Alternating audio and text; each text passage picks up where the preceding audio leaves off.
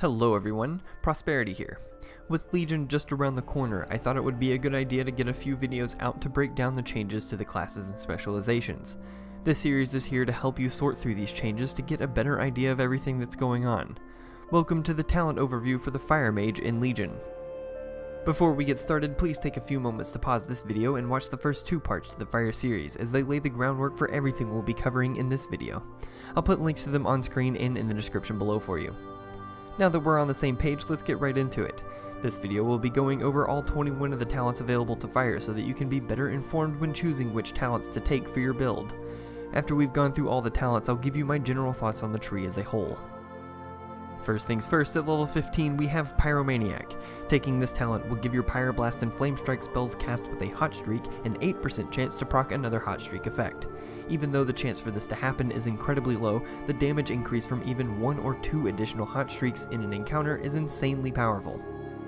Taking Conflagration causes your Fireball spell to apply an additional damage over time effect to the target it hits that lasts for 8 seconds. Taking this talent also causes your targets affected by Conflagration or Ignite to occasionally deal fire damage to all nearby enemies. This talent is not as powerful as Pyromaniac, but provides a solid choice for steadier damage throughout a fight. Taking Firestarter causes your Fireball spell to always critically strike when the target is above 85% health. This talent sounds incredibly powerful, but is less than impressive in boss encounters. You will always be starting boss fights with Combustion, which gives you 100% crit chance anyway, in turn meaning almost half of the bonus this effect provides will be wasted. Let's look at the second tier at level 45. Taking Shimmer will replace Blink, giving it 2 charges still on a 15-second cooldown. The effect is the same as Blink, but Shimmer is off the global cooldown and is castable while another hard-casted spell is in progress. This talent is definitely the go-to talent if you are having issues with mobility.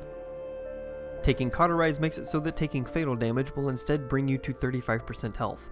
The caveat is that you will be burned for 28% of your maximum health over 6 seconds once this effect happens. You will also have your movement speed increase to 150% and will be unable to be slowed down slower than 100% for the duration.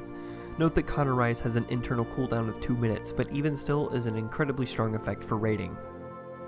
Taking Cold Snap gives your Ice Block an additional charge and causes it to heal you for 3% of your maximum health every second while it's active.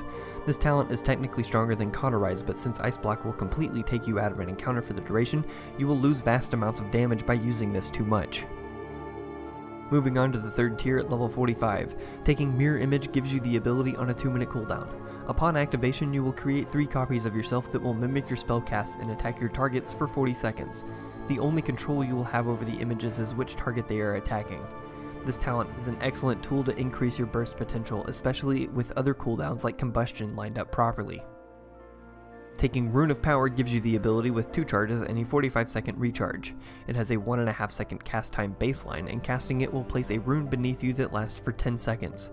While you're standing in or within 8 yards of the rune, your spell damage is increased by 50%. This talent should be the default talent if you know you'll be able to utilize the 10-second buff every time it's cast, which means this is a bad choice for high mobility encounters.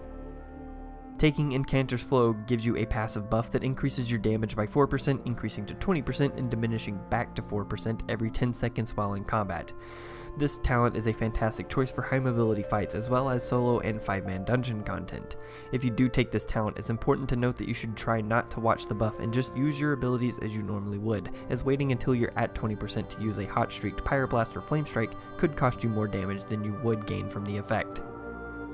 Moving down to the 4th tier at level 60, taking Blast Wave gives you the ability on a 25-second cooldown that can target an enemy or ally, dealing a moderate amount of fire damage to all enemies within 8 yards of the target and slowing all enemies hit by 70% for 4 seconds. If your target is an enemy, they will take 100% increased damage from the blast, so there's very little reason to target a group member to use this. Taking Flame On will give you the ability with a 45-second cooldown. Using this ability will instantly refill your 2 charges of Fire Blast, which can be used to chain hot streaks more consistently. This will almost always be your choice of this tier, since having more Fire Blasts available to you will dramatically increase your damage output. Taking Controlled Burn gives you a 10% chance to immediately gain a hot streak instead of just heating up. This effect is very powerful, as you can potentially get more hot streaks from this than you could with Flame On in an encounter, but is not nearly as reliable as gaining guaranteed Fire Blasts. Let's move on to the 5th tier at level 75. Taking Ice Floes gives you the ability with 3 charges and a 20-second recharge.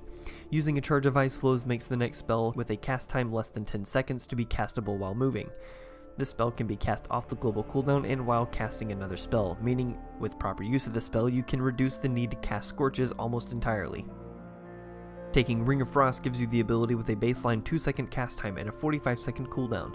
Using this ability will allow you to place a ring on the ground within 30 yards of you that lasts for 10 seconds. Up to 10 enemies that are inside the ring or that enter the ring will be incapacitated for 10 seconds. This is a good talent to take if you need additional kiting tools in an encounter but doesn't have much use otherwise. Taking Ice Ward simply gives you a second charge of Frost Nova.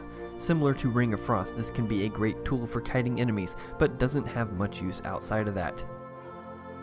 Taking a look at the 6th tier at level 90, taking Living Bomb gives you the ability on a 12-second cooldown. Casting this on a target will cause them to take a small amount of fire damage over 4 seconds, exploding when it expires to deal fire damage to all other enemies within 10 yards and applying the effect to all affected targets. One thing to note is that the effect will only spread with the first explosion. This is an excellent talent to choose if you want an added level of complexity with AoE situations.